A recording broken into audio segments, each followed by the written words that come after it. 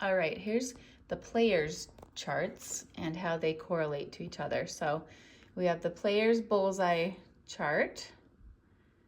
And as you can see, it goes week by week down this side, and then the items across the top. And so for example, week 2, we have a bullseye on the note rush, the interval chart, or the fake books, because eventually students pass off the interval chart, so we move to fake books. And then period technique cycle. So that means these 3 items will be checked that week. And their songs. And the songs are found on the back of the bullseye chart. So I list out the song and then the sections. And then these are the processes that they take their songs through. So every week we check songs and then whatever the bullseye are on the front.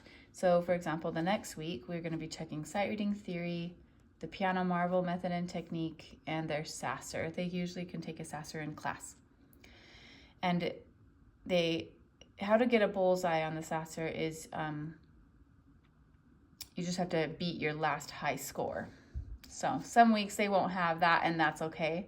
I wouldn't get on your kids for not having a bullseye there, because it sometimes takes a while to improve that score.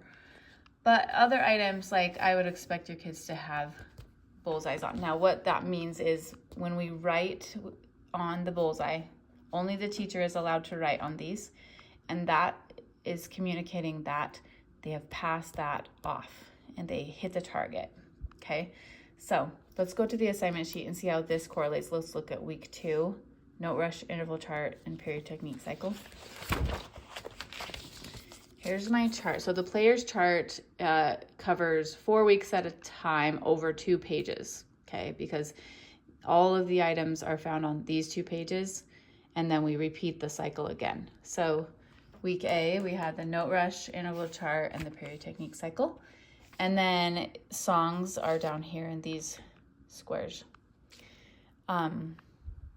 So since, let's go back to here. Since they passed off level 5 treble on note rush, then on their assignment sheet, I'm going to write the next thing, which is level 5 bass. So I'll explain each item separately, how to practice each item in a separate video. Let's interval chart. They passed off seconds through sevenths, say and play. And so the next item on their assignment is seconds through 8, say and play.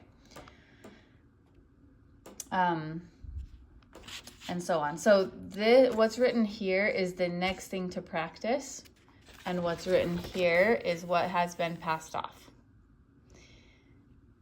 So students should be looking forward, and let's say, so we've passed this week here. This is a week, a C.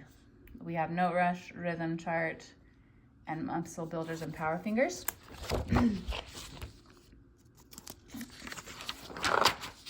Okay, so that's this week. Note rush, rhythm chart, muscle builders, power fingers.